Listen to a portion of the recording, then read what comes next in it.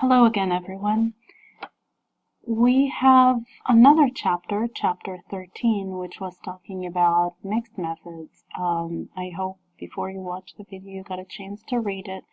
And this video and PowerPoint should be a summary of the important things that you really need to understand and know about the design of mixed methods.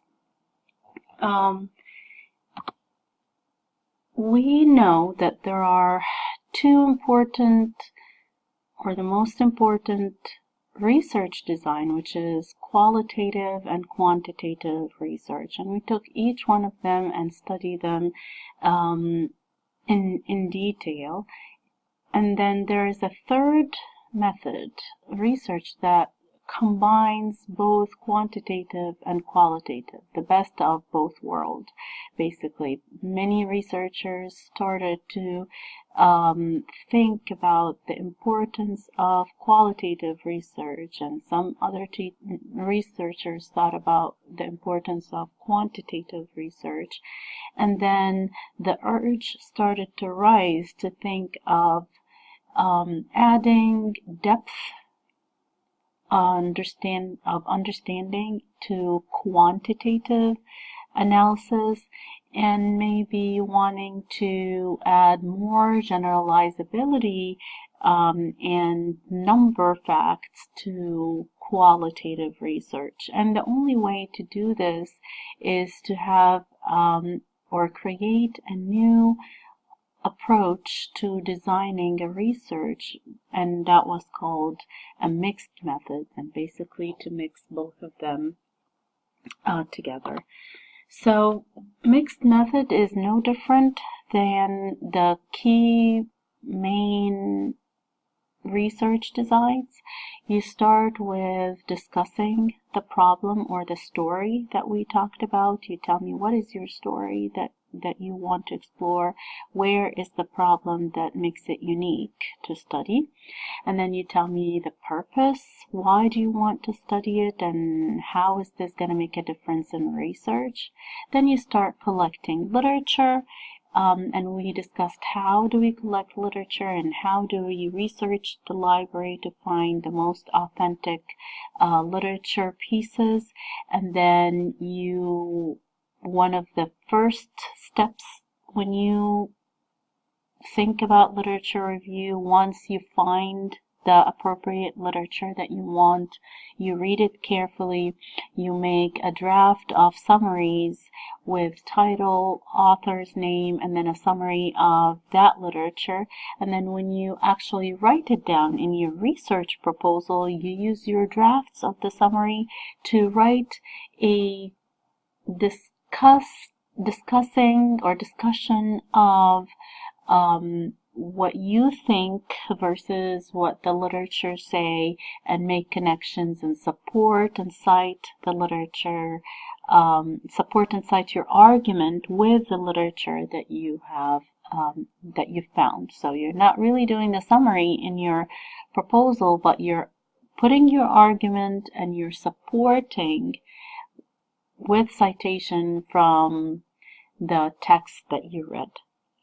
And after you do the literature, you go to the methodology section where you do the data collection, sampling, and using your data collection tools.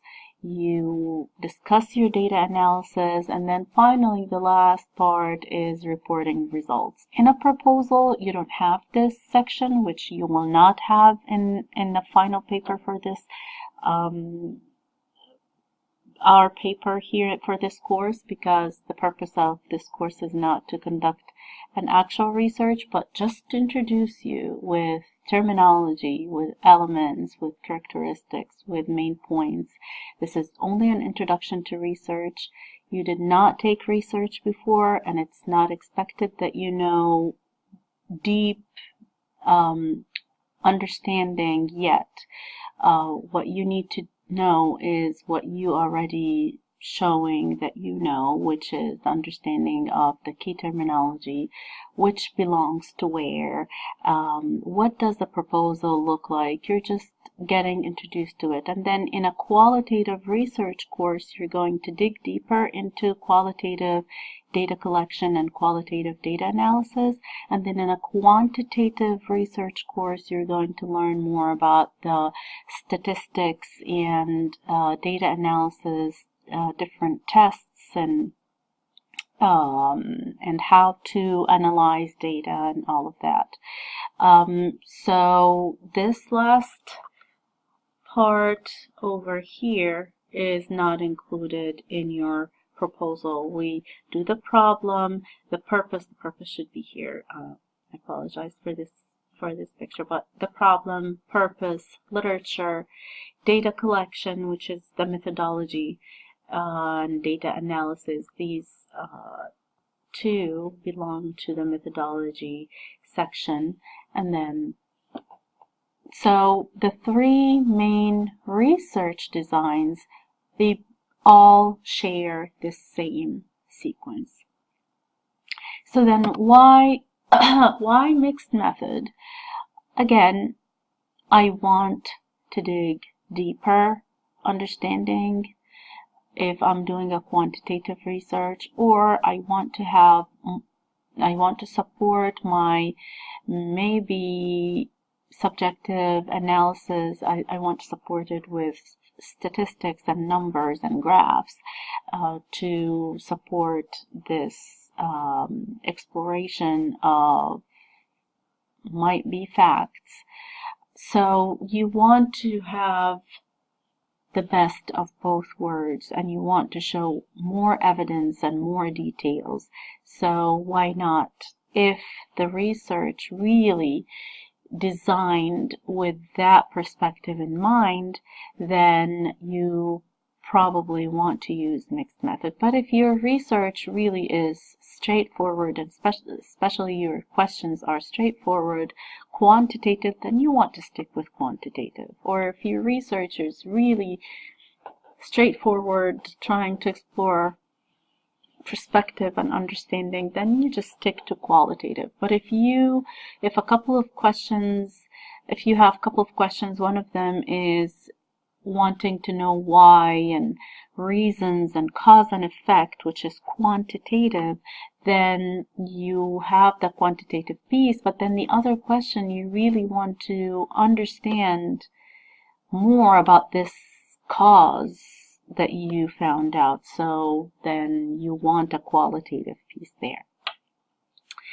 And they usually, or some researchers say that mixed method is actually more intuitive, because this is how we in real life we talk. If I say that many people, 50% of city population, or people who live in the city, prefer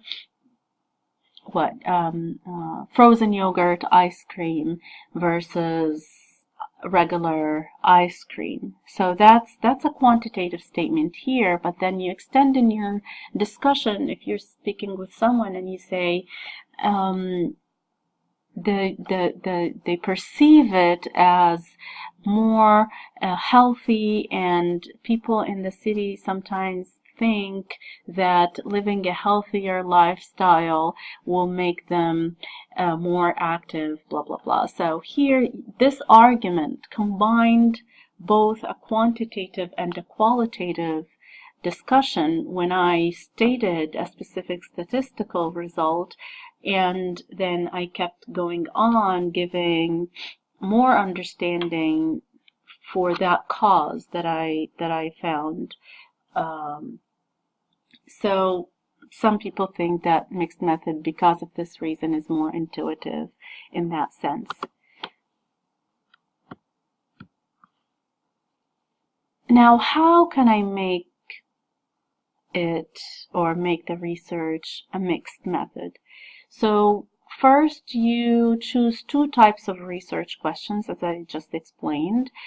to fit both the quantitative and the qualitative perspective. So one is really asking about a cause and effect and why, which is a quantitative, and the other one will be wanting to explore and understand a perspective or a phenomenon. Now, again, the manner in which the research questions are developed, you pre-plan it ahead of time. And then your sampling procedures, you want to have probability sampling and non-probability or purposeful sampling. And if you watch the sampling PowerPoint first, you'll understand the difference between both. So if you want to use quantitative and qualitative, you want to make sure that your samples are also quantitative and qualitative based. And we have two sets of sampling, probability sampling and purposeful or non-probability sampling. That's all in the design. You want to think about data collection. You want to make sure that you're combining both. You're doing surveys and you're doing focus groups or interview, semi-structured interview or observation. You have to have two types of data analysis. So a numerical graph or statistic result and a thematic or textual result. The conclusion should be an objective versus a subjective interpretation. Objective with the numbers and more of a subjective interpretation, an EMIC or an EDUC interpretation. So this is how you mix. You want to mix in every single step of research design, the research design that we were just talking about. Starting from the problem, stating your questions, your data collection, your data analysis, even in the reporting of your results. Everything has to be in a mixed format. Now, what mixed format is the key of the whole thing right now? We have 6 types of mixed methods. Again, it's not going to be too harsh or too hard. Usually it scares at the beginning, but then when we dig deeper, you'll understanding. So there are 3 sequential mixed method design and 3 concurrent mixed method design. The sequential, from the word itself, sequential means that there is a sequence. One comes first and then the second comes next. From the word concurrent, it means that the 2 designs are going together. Now, there are 3 sequential types and there are 3 concurrent types. We're going to explore them right now. So let's start with the first one, sequential explanatory. Now let's look at the title. Sequential means one comes first, one comes next. Explanatory means explanation, and from the word explanation, you are seeking to explain a why, a cause and effect. Then that's a quantitative lead. So in the sequence, the explanation takes the lead, which is the quantitative. I'll start with the quantitative and then I'll do a qualitative. Quantitative data collection, quantitative data analysis, then qualitative data collection, and then qualitative data analysis. You're going to collect data using a survey, and then you look at this survey and find out some good analysis, and then based on that you'll start your interviews, which is a data collection, and then you analyze these interviews, and then at the end you do the interpretation of the entire analysis of everything that you found from the quan and the qual. Okay, so sequential explanatory, the lead, it's a sequence and the lead goes to the explanation, which is the quantitative, and then the qualitative comes next.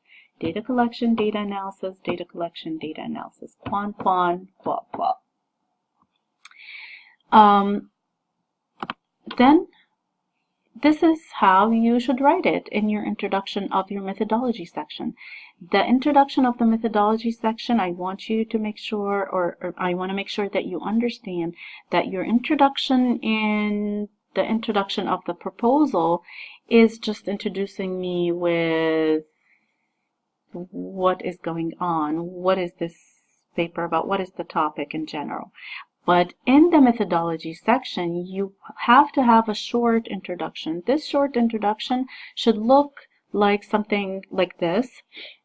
This is an introduction for a mixed method, but you can tailor it to make it for a qualitative or for a quantitative. A majority of you got it, and I see that your introduction in the methodology is going well, but some of you are still not sure. So this could be a good example for you to use it and tailor it for either one of the designs or for a mixed method. So the purpose of this two-phase, okay, so there are two phases. There's the sequence. One phase starts and then the next phase starts, right?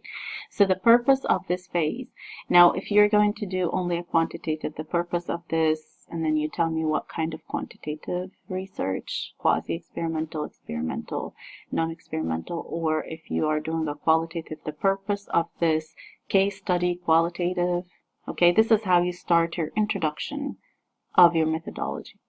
So let's go back to mixed method. The purpose of this two-phase explanatory mixed method study will be to obtain statistical quantitative results from a sample and then follow up with a few individuals to probe or explore those results in mere depth. Okay? Of course, you can use whatever wording you want to say, but here he's explaining the quantitative first, and then what are you going to do in the quantitative, and then the second phase, the qualitative, and what are you going to do in the qualitative. In the first phase, quantitative research questions or hypotheses will address the relationship or the comparison of, and then you tell me the independent variable versus the dependent variable with, and then you tell me who your participants are at the, you tell me the sample research setting that you chose. Nothing hard in here. In the second phase, qualitative interviews or observations will be used to problem significant quantitative results. You tell me what is the hypothesis that you have by exploring aspects of, you tell me what is the central phenomena that you want to explore more with, and then you tell me who is your non-probability or purposeful sampling and which research site. Is it the same site? You can say this at the same site, or if there is a different site, then you tell me the different site. Okay, so basically you're combining a quantitative verbatim of an introduction to methodology with a qualitative verbatim for an introduction of the methodology section. Okay? When you read it carefully by your own, you know that you understand it because you did that before. The second one, and I don't know why it says one, but this is the second one, is sequential exploratory. So you're exploring. So there is a sequence, but the exploration comes first. And as we discussed before, the key word exploring a phenomena is more of a qualitative. So the qualitative will take the lead this time. You'll do a qualitative data collection, qualitative data analysis, then you do a quantitative data collection and quantitative data analysis. You interview first or observe first, put your notes down and analyze these notes, and then you are going to have a systematic interview, non-experimental systematic interviewing for the participants to answer a specific questionnaire. That's your data collection, and then you analyze it, and then at the end you interpret all the analysis of both qualitative and quantitative. Okay. The third, sequential. Oh, here's the same probe, but flipping the phases. The first phase is a qualitative, and then the second phase is quantitative. The third one is sequential transformative, okay? And when you see the word transformative, it means that I'm really manipulating my data collection and data analysis in order to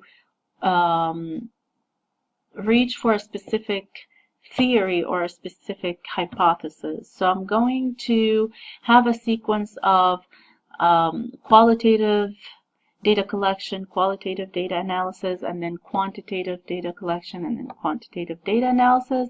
But then I'm going to transform my sequence to start with qualitative this time, and then quantitative. The reason why I'm doing two sets, basically you're doing two sets. You start with a first sequence set, qual, then quant, and then a second, and then you transform this to start with the flip of that sequence or this set, quantitative then qualitative. And the reason usually for this kind of transformative design is because you want to make sure that you're covering everything. You're collecting everything with the different sequences in order to reach the ultimate purpose, which is a specific hypothesis or a specific theory. So you're collecting and analyzing quantitative and or qualitative data first. So, and then you flip, you transform. Now this finishes the three sequentials. Sequential explanatory, the explanation takes first, quant, then qual. Sequential exploratory, which the exploration takes first, qual, then quant. And then sequential transformational, you're doing the first set, and then you transform and you do the second set. Okay? Now let's go to the concurrent. The concurrent, again, as we agreed, things are going together at the same time. So you're not waiting to finish one data collection and then you do the analysis and then you do the second data collection and then the second data analysis. No, you're actually concurrently collecting surveys. You're probably giving questionnaires, and at the meantime you are scheduling for interviews with the participants. Now the triangulation here means that you are doing things concurrently for two or more data collections. So you're doing the survey and you're doing interviews. These are two data collection tools. You can do a third one, survey, interview, and observation, or survey, interview, and then a post intervention that could be another set of questionnaires, or not a semi-structured but more of a structured interview questions. So the concurrent means things are going at the same time, and triangulation means it's more than one data collection tool. So you're doing all of them at the same time. you're collecting data from surveys and you're interviewing, and maybe you didn't finish the interviewing yet. You're going to the scheduled observation in the morning, and then you're interviewing again in the afternoon. So everything is happening concurrently at the same time. You're not waiting for one to finish and analyze it to start the next one. You use both data analysis, you interpret data analysis, and you use both of them and compare your analysis together in an argument to build an argument. So that's the first concurrent one. The second concurrent one, which is a bit tricky, it's concurrent, which means two things happening at the same time, but one is primary and the other one is embedded. Now, so if I say I'm doing survey, then I am discussing what went in that survey or the interview. This is happening and this is happening at the same time. What would make this concurrent embedded and not a concurrent triangulation? I'm using two, right? I'm using two data collection methods here. So why would this be embedded versus the triangulation? And they're both concurrent. The difference, I'll tell you, the difference is in the concurrent triangulation, both data collection tools are primary. They're both essential providers of data. And I'm collecting data from these and I'm analyzing data from these. So if I'm doing the survey and then the observation and then the interviews all together, one in the morning, one in the afternoon, there isn't any specific order, but everything is happening concurrently. Each one of these data collection tools is actually giving me data. But in the embedded, if you think about it, if I'm going to I'm doing a treatment, I'm surveying the participants, and then I'm sitting with the participants giving a recap of what happened in the treatment. If I'm explaining and giving a recap, I'm not collecting data, am I?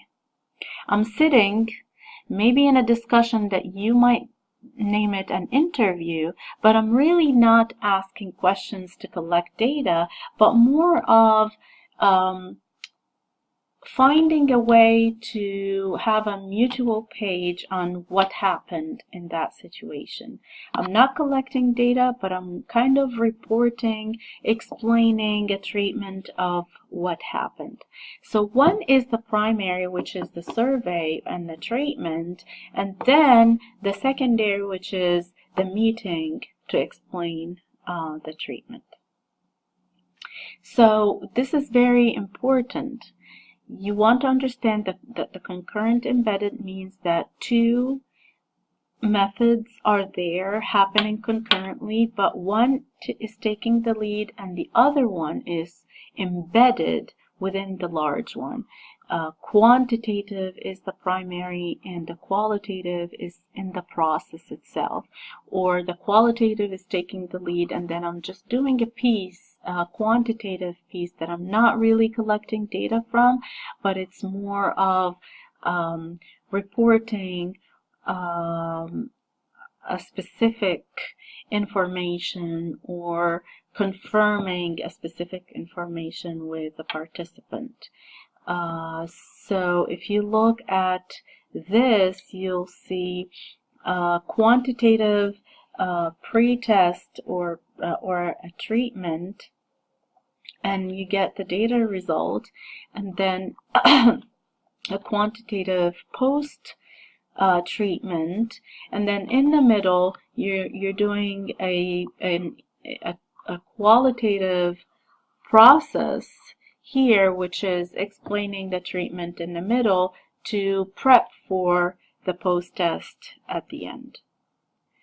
So before the intervention, it happens before the intervention, maybe to inform the development of the treatment, and then maybe after the intervention to explain the treatment. So if you found yourself confused, or if you wanted to reassure yourself, which concurrent am I doing? Am I doing a concurrent triangulation or a concurrent embedded? You can ask yourself this question. Would the results of the secondary data type be useful or meaningful if they were not embedded within the other data set? Can I collect data from that? If not, then it's an embedded concurrent. If yes, I'm getting the data, then it is a triangulation. So,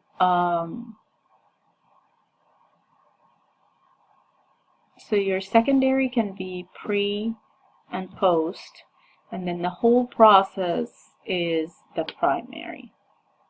Okay, so if we are talking about a qualitative primary, again, to explain it more, if we're talking about qualitative as the primary right here and quantitative is the secondary, then the whole process is taking initiative of a qualitative, but then you start with a quantitative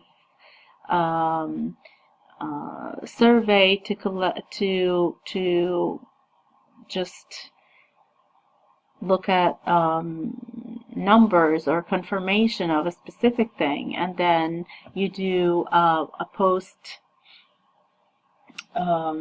setting where you're discussing things at the end, and then the whole process will take a lead of a qualitative intervention, or the opposite. Okay, I know that this is the most confusing, but but if you read it again, you'll get a better understanding. And this is the example of how you should state it in your introduction if you want to talk about concurrent embedded mixed method.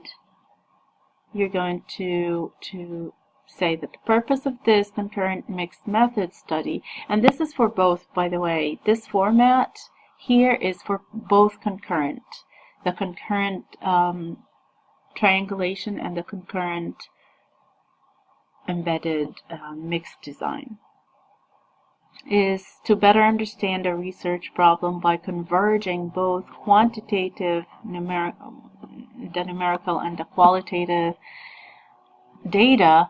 In this approach, you tell me what is the quantitative instrument. In this approach, the survey will be used to measure the relationship between and then you tell me the independent variable and the dependent variable. And at the same time, in the study, and then you tell me what is your central phenomena, will be explored using interview or documents or observation with this participant at this research site. Okay, the last concurrent is the transformative, and again it's more towards a theoretical, and you're transforming a stage after the stage, but here it's not after because it's not sequential transformative. If it's a sequential transformative, then you do the first sequence and then you transform to the second sequence. But in the concurrent, you're doing it together. So you start the first stage as in this qualitative phase, and then you do concurrently in the second phase, you're doing qualitative and quantitative data collection. You're looking at surveys and you're looking at studying understanding of youth, and then you transform to sequential when you're doing pilot intervention observation, and then you do a pre-test, and then finally you do a post-test. So in the concurrent transformative, you're really doing everything together, transforming from one to another. It's a concurrent triangulation, but with transforming back and forth between qualitative and quantitative. Okay, so you started with quantitative and then you come back to qualitative and then you come back to quantitative in different stages. The use of a theoretical perspective reflected in the purpose or research questions of the study to guide all the methodology. The purpose here is to test or explore or examine as much as you can to make your results more comprehensive in another way. The most used concurrent method is the concurrent triangulation and the concurrent embedded. The concurrent transformative is mainly when you're concerned with mixed method and heavily focusing on a specific theory that you want to prove or theorize at the end. Okay, so these are the 6 mixed method designs. 3 sequential and 3 concurrent. The concurrent means they're happening at the same time, and the sequential means one is taking the lead and then one is first and then the second comes next. That's basically your mixed method designs right here. I need to fix the number 1 and number 2 thing. Please let me know if you have any questions. I'm going to post this under this week's content together with everything else that should be posted by tonight. I want you to read the chapters first, then go ahead and open your PowerPoints, looking at watching the video and listening to the video, and maybe take notes for yourself in your personal PowerPoint copy. And once you do that, you'll find questions, discussion questions for this week. We don't have a paper for this week. I want to make sure that you are, I want you to look at the discussion board tomorrow and see what we have there for you. It's going to be mainly a kind of revision to put everything down and make sure that you got it all. So good luck, and let me know if you have any question. Keep the communication on. You can email me or call me to schedule any appointment. All right, thank you.